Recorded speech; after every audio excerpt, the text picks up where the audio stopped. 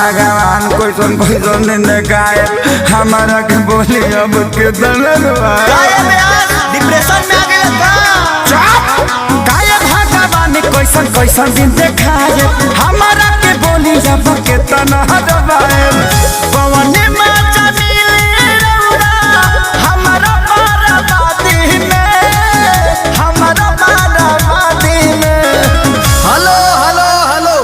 जो भी बाराती भाई लोग खाना नहीं खाए हैं कृपया दुआर पे जाके खाना खा ले।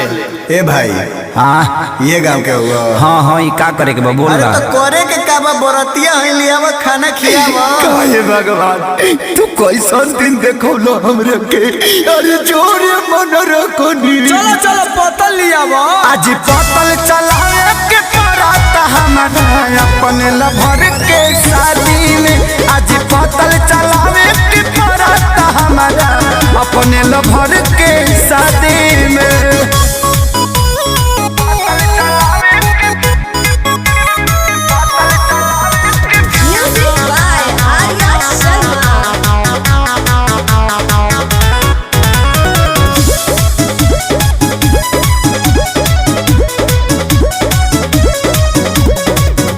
बने वाला रहनी हम जवाना कसैया ई साला बुझता रे लड़की के भैया टेंशन मत लीजिए गलत फैमिली हो गया होगा बने वाला रहनी हम जवाना कसैया ई साला बुझल लड़की के भैया लागी कोई रोग हमारा लभ के आजादी में प्यार के आजादी में का भाई हमरा पतल में के पूरी खत्म हो गइल बा तारा लौकत नहीं खे लौकता जौन देर तोन खइब अरे तनी पानी वाला के भेजा भाई पुलाव दो तनी एने पुलाव दो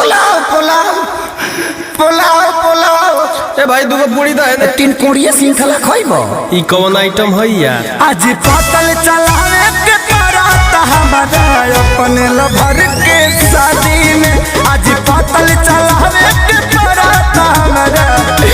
अपने लभर के शादी में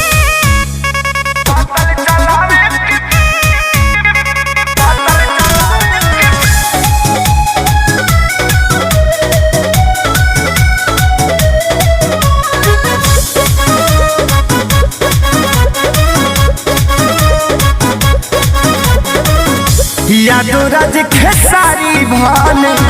अकेले जिली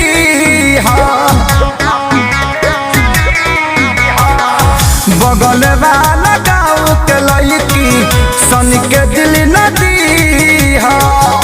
भैया एकरा अलावा कोनो ऑप्शन नहीं यादो राज खेसारी अकेले जिली बगल गाँव के लड़की सन का दिल जानी दिया फंस गई हम